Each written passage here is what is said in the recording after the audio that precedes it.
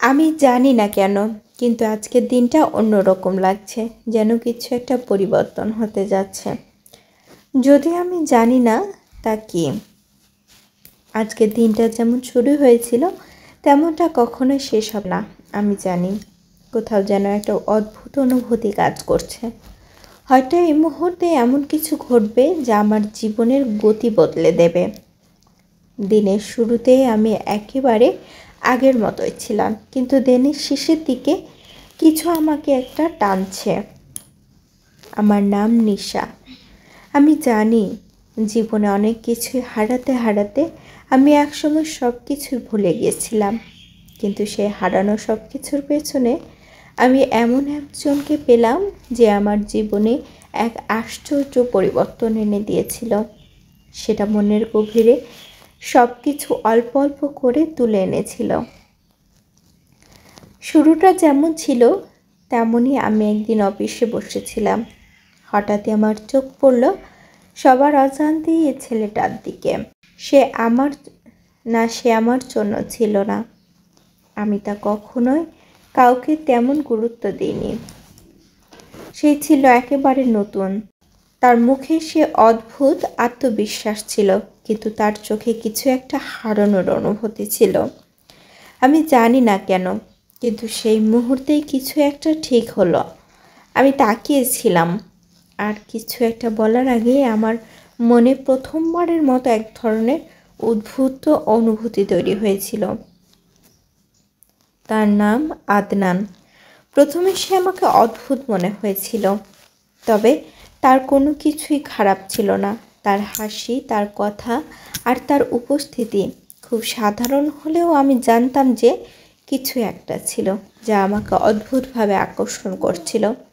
আমি তাকে বেশ কিছুদিন ধরে লক্ষ্য করতে শুরু করলাম, কিন্তু আমি কখনোই তাকে সরাসরি কিছু বলিনি। আমি জানতাম আমার জীবনে একেবারেই অন্যদিকে চলে গেছে, আর আমি তার মতো একজনের সাথে জড়িয়ে পড়তে চাইতাম না। কিন্তু দিন দিন তার কথায় আর তার আচরণে এক ধরনের পরিষ্কারতা দেখা দিচ্ছিল, যা আমাকে একটু হলেও ভাবতে বাধ্য করেছিল।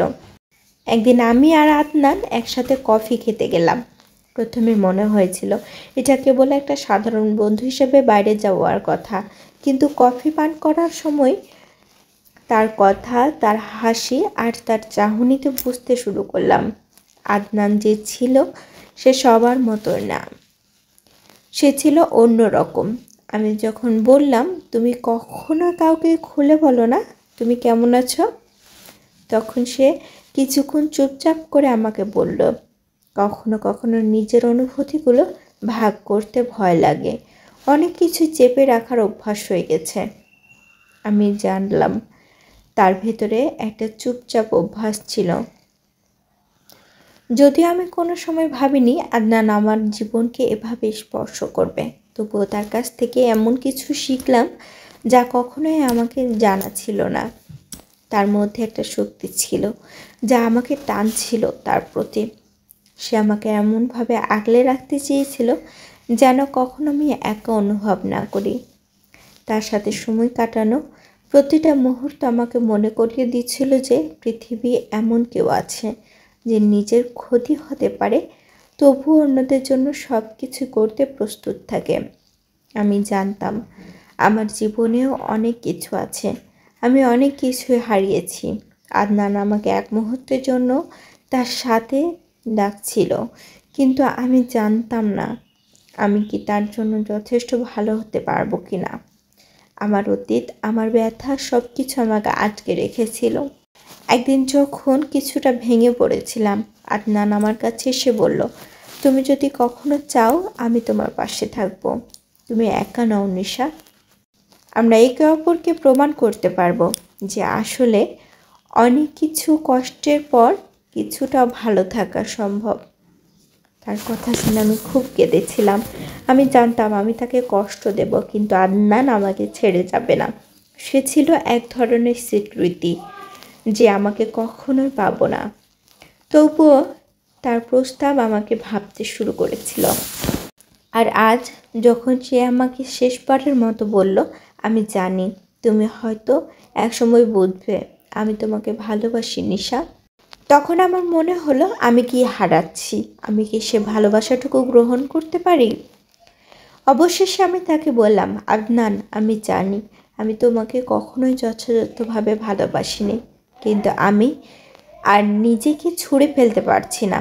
আমি জানি তুমি আমার জীবনে যে পরিবর্তন এনেছো তাতে আমাকে জানতে হবে। আমি তোমার সাথে থাকতে চাই। এভাবে আমাদের গল্পের শেষ হতে চলেছিল, কিন্তু হয়তো কখনো আদনানকে পুরোপুরি ভালোবাসতে পারিনি, কিন্তু তার মধ্যে এমন একটা ভালোবাসার শুদ্ধতা দেখেছি যা সব কিছুর ঊর্ধ্বে ছিল।